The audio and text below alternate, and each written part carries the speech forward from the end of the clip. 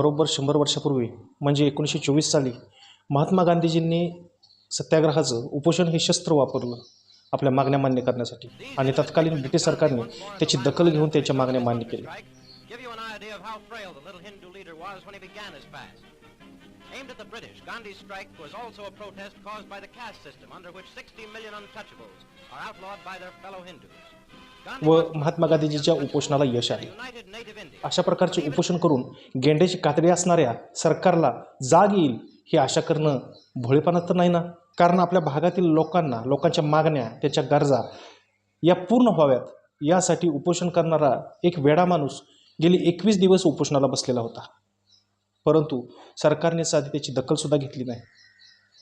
सत्याग्रह आणि उपोषण याला समजून घ्यायला कोमल मन आणि लोकांच्या भावना समजून घ्यायची इच्छाशक्ती शासनाच्या मनात लागते.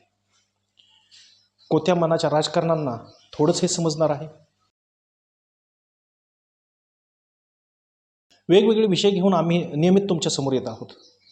आज आपण सोनम वांगचुक ज्यांनी 21 दिवसांचं उपोषण केलं, त्याचबरोबर लद्दाखमधील लोकांच्या मागण्या काय आहेत, 6वे अनुसूची प्रकरण, हे सर्व या व्हिडिओमध्ये डिटेलमध्ये पाहणार आहोत.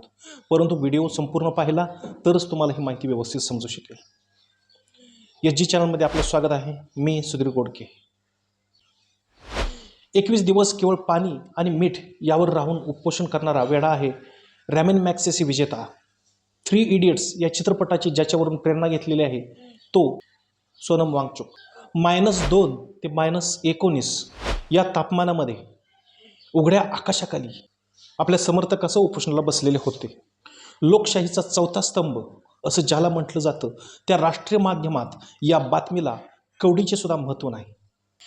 21 जानेवारी 2023ला सोनम वांगचुकने आपल्या ट्विटर हँडलवरून 13 मिनिटांच्या व्हिडिओमध्ये 18,380 फूट उंच खारदुंगला येथे 26 जानेवारीपासून उपोषणाची घोषणा केली. प्रशासनाने परवानगी हे सांगून नाकारली की तेथील तापमान -10 ते -40 अंश सेल्सिअस जाते, त्यामुळे त्यांच्या जीवाला धोका होऊ शकतो. त्यांना दुसऱ्या दिवशी त्यांच्या हियाल इन्स्टिट्यूटमधून बाहेर पडल्यानंतर परत हियाल इन्स्टिट्यूटमध्ये आणलं गेलं आणि नजरकैदेत ठेवलं. आपल्या हक्काची मागणी करणं हा तुमचा नैतिक अधिकार असतो, परंतु हे करत असताना जर तुमच्या जीवाला धोका होणार असेल तर त्यापासून अडवण्यासाठी सरकार कोणतंही पावलं उचलू शकतं. परंतु लडाख संघराज्याच्या अपयशाला लपवण्यासाठी मला दिलेले पोलीस संरक्षण हा केवळ एक बहाणाच आहे असं सोनम वांगचुक यांनी म्हटलेलं आहे. 2019 पासून सरकारने दिलेली वचनं पाळलेली नाहीत. ट्विटरमध्ये वांगचुक यांनी बॉन्डची एक प्रत शेअर केली, ज्यात इतर गोष्टीबरोबरच लेह जिल्ह्यातील अलीकडील घटनांशी संबंधित कोणतीही टिप्पणी, विधाने, सार्वजनिक भाषण, सार्वजनिक संमेलन आयोजित किंवा सहभागी होणार नाहीत असे वचन दिले. फक्त उपवास आणि प्रार्थना होत असतानाही मी या बॉन्डवर सही करावे असे लडाख युटी प्रशासनाला का वाटले? ते असे म्हणाले की मला अटक करायला हरकत नाही. मी भारतीय घटनेच्या अनुच्छेद 240च्या 6वे अनुसूची अंतर्गत हिमालय, हिमनदी, लडाख आणि येथील लोकांचे जतन आणि संरक्षण करण्यासाठी काम करतोय. लडाखच्या पर्यावरणाच्या रक्षणासाठी वांगचुक यांनी धोक्याची घंटा वाजवली आहे. आमच्याकडे यापुढे आमच्या जमिनीचे रक्षण करण्याचा मार्ग नसेल तर संपूर्ण जागा प्रचंड लोकसंख्येने ओलांडली जाईल आणि उद्योग येतील. हिमनद्या वेगाने वितळतील. लडाख ही अतिशय नाजूक परिसंस्था आहे, ते हे सहन करू शकणार नाही. येथील लोकांना येथे कारखाने किंवा खाण कंपन्यांनी यावे असे वाटत नाही. त्यांना लडाखच्या पर्यावरणीय अखंडतेच्या किमतीवर उद्योगाची भरभराट व्हावी असे वाटत नाही. काश्मीर विद्यापीठ आणि इतर संशोधन संस्थांच्या अलीकडील अभ्यासातून असा निष्कर्ष निघाला आहे की लेह लडाखमधील हिमनद्यांची योग्य काळजी न घेतल्यास त्यांचे 2/3 भाग संपतील. काश्मीर विद्यापीठाच्या अभ्यासात असं आढळून आले की महामार्ग आणि मानवी क्रियाकल्पांनी वेढलेल्या हिमनद्या तुलनेने वेगाने वितळत आहेत. काश्मीर विद्यापीठ आणि इतर संशोधन संस्थांच्या अलीकडील अभ्यासातून असा निष्कर्ष निघालेला आहे की लेह लडाखमधील हिमनद्यांची योग्य काळजी न घेतल्यास त्यांचे 2/3 भाग येत्या नजीकच्या काळात संपतील. काश्मीर विद्यापीठाच्या अभ्यासात असे आढळून आले आहे की महामार्ग आणि मानवी क्रियाकल्पांनी वेढलेल्या हिमनद्या तुलनेने वेगाने वितळत आहेत. खाणकाम आणि अशा उपक्रमामुळे हिमनद्या वितळू शकतात असं वांगचुक यांनी म्हटलेलं आहे. सोनम वांगचुकने 26 मार्चला जरी हे उपोषण सोडलं असलं की ही उपोषणाची मालिका चालूच राहणार. 21वां दिन का अनशन खत्म हो रहा है और आज एक महत्वपूर्ण दिन है। आज मेरे पहले चरण का अंत है, मगर ये अनशन अभी खत्म नहीं होगा। मेरे बाद महिलाएं कल से 10 दिन का अनशन रख रहे हैं और सैकड़ों महिलाएं यहाँ पर होंगी। फिर उसके बाद युवा अपना अनशन रखेंगे और उसके बाद भिक्षु जो बुद्धिस्ट भिक्षु है वो रखेंगे, उसके बाद बड़े बूढ़े रखेंगे, फिर दोबारा से महिलाएं और शायद उस समय तक मैं फिर वापस आऊं फिर अनशन रखने के लिए। तो ये सिलसिला चलता रहेगा। आज के बारे में बताऊं तो आज यहाँ पर बहुत से लोग जुड़े हैं, लगभग 6000 लोग अभी यहाँ पर हमारे साथ जुड़े हैं। आप देख रहे हैं ये एक दिन के अनशन पर हमारे साथ थे और आज दिन में बहुत सुंदर था क्योंकि हर मज़हब के, हर धर्म के लोग यहाँ पर आए। पहले हिंदू महासभा के सदस्य और अध्यक्ष यहाँ आए, फिर पंजाब से सिख जो किसान और संस्थाएं हैं वो रास्ते से, गाड़ी से यहाँ पहुँचे। फिर उसके बाद यहाँ पर और धर्मों के लोग आए, इस्लाम के, शिया के, क्रिश्चियन, सब यहाँ जुड़े हमसे। और फिर एक मशहूर नायक, एक्टर, हिंदी और दक्षिण भारत के, वो यहाँ पर आए। उन्होंने अपने समर्थन जताया लोगों में। तो इस तरह से आज का दिन बहुत ही. सोनम वांगचुक लडाखच्या पर्यावरण आणि आदिवासी स्थानिक संस्कृतीचे रक्षण करण्याच्या सरकारच्या वचनांची आठवण करून देण्यासाठी 21 दिवसांच्या उपोषणावर होते. हाडे गोठवणाऱ्या थंडीत लडाखचे लोक बसले. त्यांच्या एकूण प्रमुख मागण्या काय आहेत? 1. लडाखला राज्याचा दर्जा मिळावा. 2. लडाखचा समावेश 6व्या अनुसूचीमध्ये करावा. 3. लेह आणि कारगिल या दोन्ही भागांना संसदेत वेगवेगळ्या जागा मिळाव्यात. आणि 4. लडाख लोकसेवा आयोगाची स्थापना केली जावी. काय आहे लडाख प्रकरण?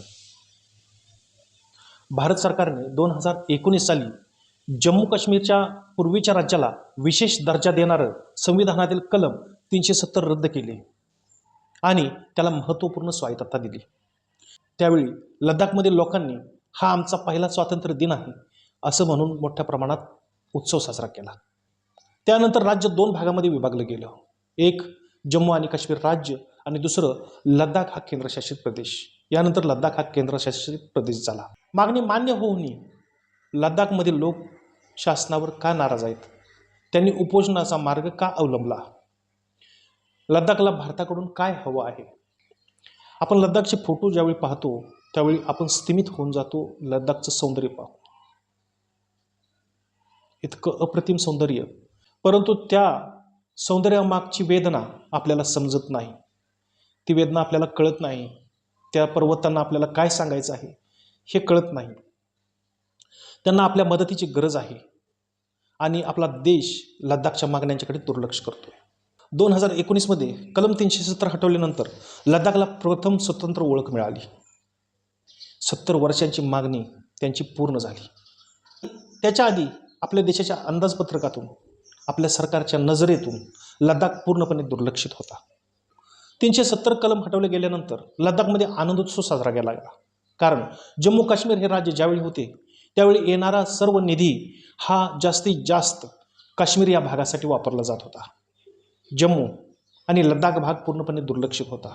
कारण प्रशासनामध्ये जास्तीत जास्त काश्मीरमध्ये लोक असत आणि त्याचबरोबर सुरक्षेच्या कारणास्तव जास्तीत जास्त फंड, जास्तीत जास्त पैसा, जास्तीत जास्त निधी काश्मीरवर खर्च करणं गरजेचं होतं. परंतु लडाखसाठी ही गोष्ट अन्यायकारी होती. कारण त्यांची भाषा वेगळी, त्यांची संस्कृती वेगळी, त्याचबरोबर त्यांचं प्रतिनिधित्व होत नव्हतं. त्यामुळे जास्तीत जास्त काश्मीरकडे लक्ष दिले जात होते. लडाख हा भाग तसं बघायला गेलं तर जम्मू काश्मीर या भागापेक्षा 60% मोठा आहे आणि वर्षातील जवळजवळ 5 ते 6 महिने हा भाग भारतापासून पूर्णपणे तुटून असतो. तेथील वातावरणीय बदलामुळे तेथील परिस्थिती बदसे बदतर होते, ज्यावर कोणाचेही लक्ष नव्हते. त्यामुळेच कलम 370 हटवल्यानंतर लडाखमधील लोकांनी आनंदोत्सव साजरा केला होता. कारण त्याच्या 3 प्रमुख मागण्या मान्य होणार होत्या. 1. त्यांचा शाश्वत विकास होणार होता, निश्चित विकास होणार होता. 2 त्यांना राजकीय प्रतिनिधित्व मिळणार होतं. आणि 3 चीनपासून आणि बदलत्या हवामानापासून त्यांची रक्षा होणार होती. ज्या गोष्टीची 70 वर्ष वाट पाहिली ते कलम 370 हटवलं गेलं. मग आता काय अडचण होती? तर कलम 370 हा पहिला अडथळा होता. परंतु त्यांची मुख्य अडचण म्हणजे त्यांच्या भागाकडं लक्ष देणं हे होतं. कलम 370 हटल्यानंतर the Jammu and Kashmir reorganisation act 2019 नुसार जम्मू काश्मीर आणि लडाख हे वेगवेगळे भाग बनले. जम्मू काश्मीरचं राज्य झालं तर लडाख हा केंद्रशासित प्रदेश बनला. केंद्रशासित प्रदेश हे 2 प्रकारचे असतात, एक विधानसभेसह आणि 2 विधानसभेशिवाय. जसं आपण दिल्ली हा केंद्रशासित प्रदेश आहे, त्यामध्ये केंद्र सरकारसुद्धा येतं आणि विधानसभासुद्धा येते. परंतु लडाखला जी मान्यता मिळाली ती विधानसभेशिवाय मिळाली. म्हणजे दिल्लीमधील लोकांना त्यांचे प्रतिनिधी निवडण्याची ताकद त्याच्या हातामध्ये आहे, पण तीच ताकद लडाखमधील लोकांच्या हातात मिळाली नाही. लडाखचं प्रशासन हे त्यांनी निवडलेले प्रतिनिधी चालवणार नव्हते, तर केंद्र शासनाचे ब्युरोक्रॅट्स म्हणजे त्यांची नोकरशाह चालवणार होते. ज्यांचं त्या भागाशी काहीही घेणं देणं नव्हतं असे लोक सरकार चालवणार होते. आणि यावर एकच उपाय आहे, तो म्हणजे 6वी अनुसूची. काय आहे राज्यघटनेची 6वी अनुसूची?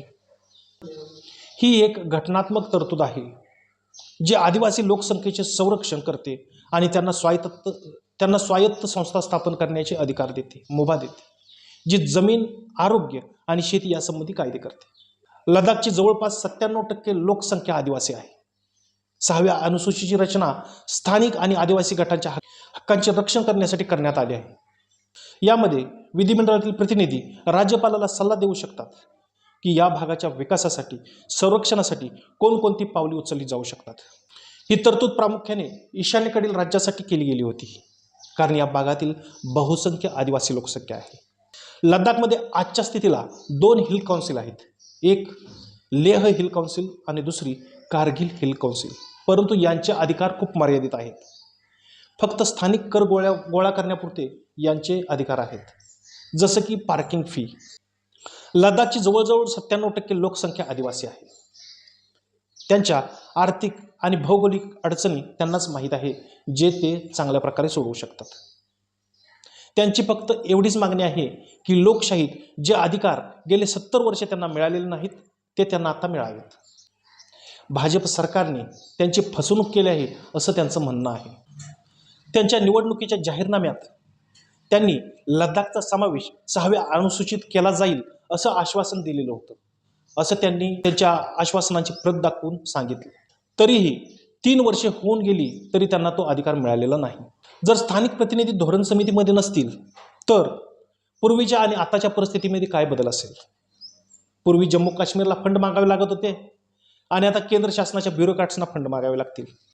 वांगचुक यांनी सांगितले की 6,000 करोडपेक्षा जास्त फंड लडाखच्या विकासासाठी मंजूर झालेला होता, परंतु 1ही रुपया न वापरता सर्व फंड माघारी गेला, कारण ते पैसे वापरणे नोकरशाहींच्या हातात होते, प्रतिनिधींच्या हातात नव्हते.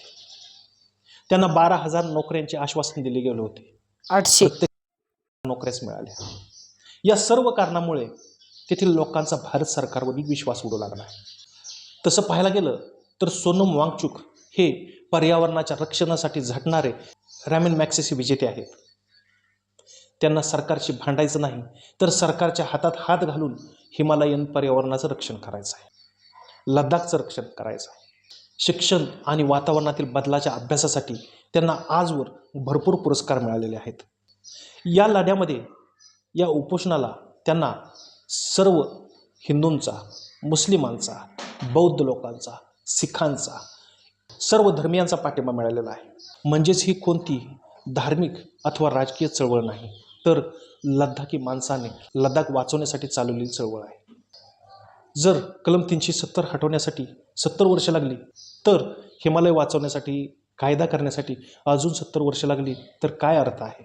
लोकांच्या शांततापूर्व मागणीला जर प्रशासन सकारात्मक पाहत नसेल, तर हुकुमशाही आणि आपल्या प्रशासनात काय अंतर आहे? निवडून आल्यानंतर लोकांच्या प्रश्नाकडं प्रशासन दुर्लक्ष करत असेल तर काय अर्थ आहे अशा प्रशासनात? या अशाच दुर्लक्षामुळे आपण जोशीमठसारखी दुर्घटना पाहत आहोत. जर वर्षोनवर्ष वातावरणातील बदलाकडे दुर्लक्ष केलं गेलं तर अशा घटना त्या भागातील लोकांनाच अनुभवाव्या लागतात आणि त्यांचे परिणाम त्यांनाच भोगावे लागतात. सीमा सुरक्षित ठेवायच्या असतील तर सीमावर्ती भागातील भावना आपण समजून घेतल्या पाहिजेत, त्यांच्या समस्या आपण जाणून घेतल्या पाहिजेत. नाहीतर आपल्या वागण्यात आणि पाकिस्तान अथवा चायना किंवा पूर्वीच्या ब्रिटिश लोकांच्या वागण्यात काय फरक आहे? त्यांच्या मागण्यांना आपण सर्वांनी पाठिंबा दिला पाहिजे. तुम्हाला काय वाटते? तर अशा प्रकारे आपण सोनम वांगचुक यांचं उपोषण आणि लडाखमधील 6वी अनुसूची काय आहे हे प्रकरण आपण पूर्ण पाहिलेलं आहे. अशा प्रकारच्या माहितीसाठी आमचा हा चॅनल नक्की लाईक करा, शेअर करा आणि नक्की सबस्क्राईब करा.